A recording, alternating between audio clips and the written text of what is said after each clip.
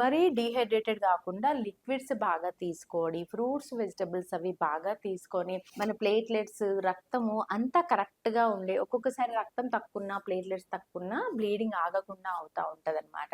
So రక్తం బాగుండేటట్టు చూసుకోవాలి, platelets బాగుండేటట్టు చూసుకోవాలి. ఇంకా మరీ బ్లీడింగ్ మరీ ఎక్కువ అవుతుంది ఆగట్లేదు అన్నప్పుడు డాక్టర్ని ఖచ్చితంగా కలవాలి. ఇలాంటి చిన్న చిన్న మెలకువలు పాటించుకొని మళ్ళీ బ్లీడింగ్ అయితే భయపడకుండా ఉండాలన్నమాట. అది కామనే ప్రెగ్నెన్సీలో అప్పుడప్పుడు జరుగుతూ ఉంటుంది. దాని బ్లీడింగ్ చూసి భయపడకండి. కొంచెం బ్లీడింగ్ అయినంత మాత్రాన భయపడాల్సిన అవసరం లేదు. టెంపరరీగా రిలీఫ్ అయిపోతుంది అంటే హాస్పిటల్ కూడా వెళ్ళాల్సిన అవసరం లేదు. మరీ హెవీగా అవుతుందంటే అప్పుడు ఖచ్చితంగా హాస్పిటల్కి వెళ్ళి ఎందువల్ల అవుతుంది, రీజన్ ఏంటి, ఏమైనా రక్త కణాలు తగ్గిపోయినాయా, రక్తం ఏమైనా తక్కువ ఉందా, ఏ రీజన్ వల్ల బ్లీడింగ్ అవుతుంది అనేది కనుక్కొని దానికి తగిన ట్రీట్మెంట్ తీసుకుంటే గనక మరీ హెవీ బ్లీడింగ్ కాకుండా మనం ఆపొచ్చు అనమాట. సో ఇంకా ఈ ఎపిస్టాక్సిస్ బ్లీడింగ్ గురించి ఇంకా మీకు ఏమైనా డౌట్స్ ఉంటే నాకు కమెంట్ చేయొచ్చు.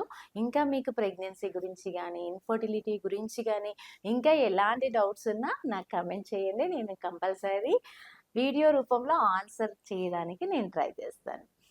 Thank you.